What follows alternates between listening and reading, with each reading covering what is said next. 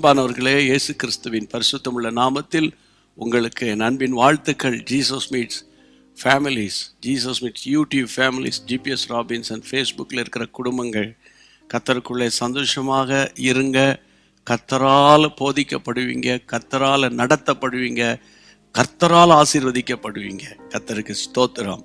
அனுதினமும் ஆவியானவரோடு என்ற இந்த தலைப்பில் இப்பொழுது ஆவியானவர் உங்களுக்கு சொல்லும்படி ஏவுகிற அருமையான ஒரு வார்த்தையை நான் வாசிக்கிறேன். ஜெபத்தோடு கேட்பீங்கன்னு நம்புகிறேன். மத்தேயு 14ஆம் அதிகாரம், மேத்யூ சாப்டர் 14 14ஆம் வசனத்தை நான் உங்களுக்காக ஜெபத்தோடு வாசிக்கிறேன். பிரியமானவர்களே, இயேசு வந்து திரளான ஜனங்களை கண்டு அவர்கள் மேல் மனதுருகி அவர்களில் வியாதியஸ்தர்களாய் இருந்தவர்களை சொஸ்தமாக்கினார். கர்த்தருக்கு ஸ்தோத்திரம். இந்த வசனத்தில் இயேசு ஜனங்களை கண்டபோது அவருக்குள்ளே மனதுருக்கம் உண்டானது. மனதுருகி அவர்களை தொட்டார். இது எப்படி வரும் என்று கேட்டால், விசுவாசிகளாகிய உங்களுக்கு எனக்கும் இந்த கிருபை உண்டு. நம்ம பரிசுத்தாவின் அபிஷேகத்தில் அணுதினமும் அழிந்து போகிற ஆத்துமாக்களுக்காக, சரியா, கர்த்தருடைய பிள்ளைகளை, இடது கைக்கும் வலது கைக்கும் வித்தியாசம் தெரியாத மக்களுக்காக, சரியா, நம்ம ஜெபிக்க நமக்குள்ள அந்த மனதுருக்கம் வரும். உதாரணம், நம்ம வீட்டில் யாராவது ஒருத்தருக்கு பலவீனம்னா நம்ம எப்படி ஜெபம் பண்ணுவோம்? அதே நேரத்தில் உங்கள் சபையின் பாஸ்டர் இப்படி வட மாநிலத்தில் ஒருவருக்கு வியாதியோடு போராடுகிறார் என்றால், அப்படியா ஜெபிப்போம் என்றால் அப்படி கண்ணை மூடிட்டு அமைதியாக இருப்போம். நமக்குள்ளே யாராவது ஒருவருக்குன்னா போராடி ஆமாண்டவரே ஸ்தோத்திர ஆண்டவரேன்னு ஜெபம் பண்ணுவோம்.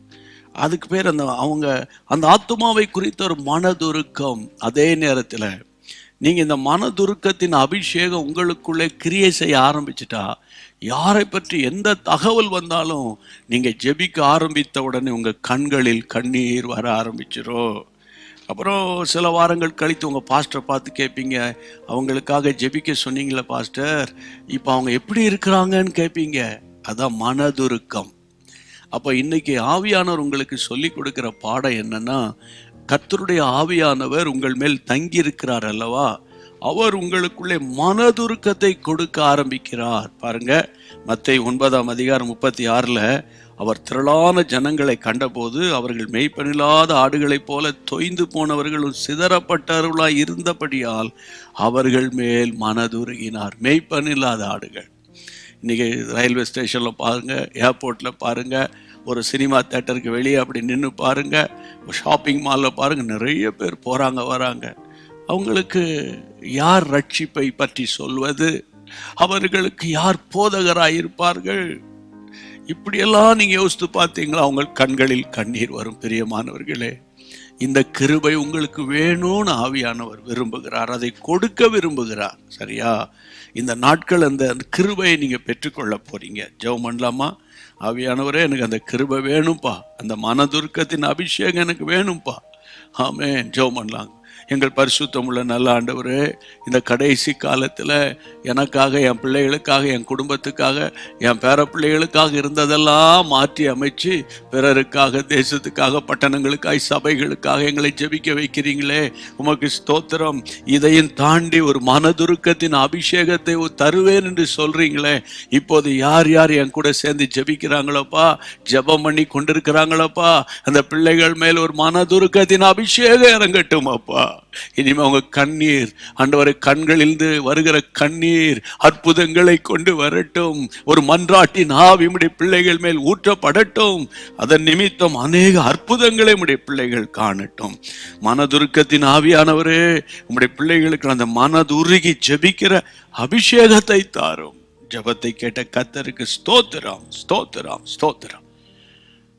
இயேசுவின் நாமத்தில் பிதாவே, ஆமென், ஆமென். பிரியமானவர்களே, நீங்கள் இன்னைக்கு கேட்க ஆரம்பிச்சிட்டீங்கல்ல, இனி அடிக்கடி ஞாபகம் வரும் மனதுருக்கத்தின் ஆவியானவர். உடனே ஜெபம் பண்ணுங்க. கர்த்தர் நடத்துவார். ஹிந்தி மொழியில் மொழிபெயர்க்கப்பட்டு இந்த செய்தி அனுப்பப்படுகிறது உங்களுக்கு தெரியும் அல்லவா? அந்த மக்களெல்லாம் தொடப்படணும், அது நிறைய மக்களுக்கு போய் சேரணும்னு நீங்கள் ஜெபிங்க. நம்ம தமிழ் மக்களுக்கும் நீங்கள் உங்கள் ஃப்ரெண்ட்ஸுக்கெல்லாம் தெரியப்படுத்துங்க. கர்த்தருடைய ராஜ்யம் விரிவாகட்டும். God bless you. அன்பான தேவனுடைய பிள்ளைகளே, இச்செய்தி உங்களுக்கு மிகுந்த ஆசீர்வாதமாக இருந்ததென்று நாங்கள் நம்புகிறோம். தொடர்ந்து எங்கள் செய்திகளை கேட்டு கர்த்தருக்குள் ஆசீர்வதிக்கப்பட ஜீசஸ் மீட்ஸ் மினிஸ்ட்ரீஸ் என்கிற எங்கள் யூடியூப் சேனலை சப்ஸ்கிரைப் செய்யுங்கள். மேலும் உங்கள் ஜெப உதவிக்கு எங்களோடு நீங்கள் தொடர்பு கொள்ள வேண்டிய தொலைபேசி எண் 9841252836 மற்றும் 7299546363. Email gpsrobinson@hotmail.com. கர்த்தர் உங்களை ஆசீர்வதிப்பாராக.